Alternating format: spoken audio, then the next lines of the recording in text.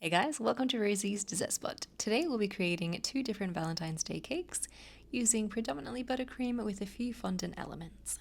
For the 6-inch 1-tier cake that I'm creating, I've stacked and crumb coated with a chocolate frosting. I like to mix dark chocolate ganache with buttercream to create the frosting. Once that crumb coat is applied, pop it into the fridge for 20 minutes and apply your final layer of frosting. This is blue buttercream that I've used, cleaning up the sides and the top, and back into the fridge for 20 minutes to set.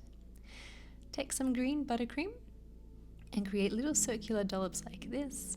I just find it's an easier, faster and dreamier way to create grass.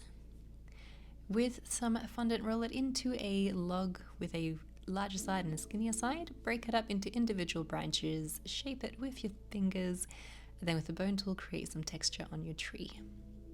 You can allow it to dry on your countertop for about 20 minutes. That way when you apply it to your cake with a little bit of water, the branches will stay where they are.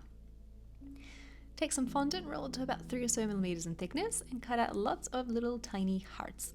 You could choose a few different sizes for a little bit more interest, and then stick it to your cake with some water. I applied lots onto the tree, and then a nice big trail of hearts leading up to the cake, and a few on top as well. For the second cake, we are making a beehive cake. These are all kind of mud cakes that I've used here. You can cut it in half and then trim down with a cake tin that is 1 inch smaller from each cake. So I have a 10-inch on the base, and then I go 9, 8, 7, 6, 5, and ending with 5, I believe. Cover your cake in a crumb coat, same color as your final coat. Do this for each and every cake layer. And even though it is a stacked cake, I do not have a cake board underneath each cake like you would normally expect to do for tiered cake. On to the next one she goes, sticking them all together with a little bit of buttercream. Halfway through, I do add dowels, and there is a cake board underneath that middle 6-inch cake that you see there, and that's going to be supporting the weight. Sorry, so that I did add into one. For the door, I've just chosen some black fondant, cutting it nice and tall because when you fold it over the sides of the cake, it will shrink it down.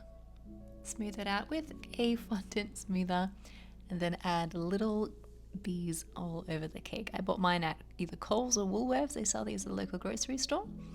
Take some black buttercream and just add little trailed dots leading from just a few of the bees.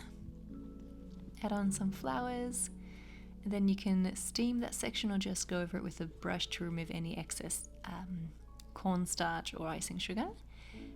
And then take a letter cutter, apply the letters of fondant onto your cake with a little bit of water, and your cake is complete. I hope you guys enjoyed these creations.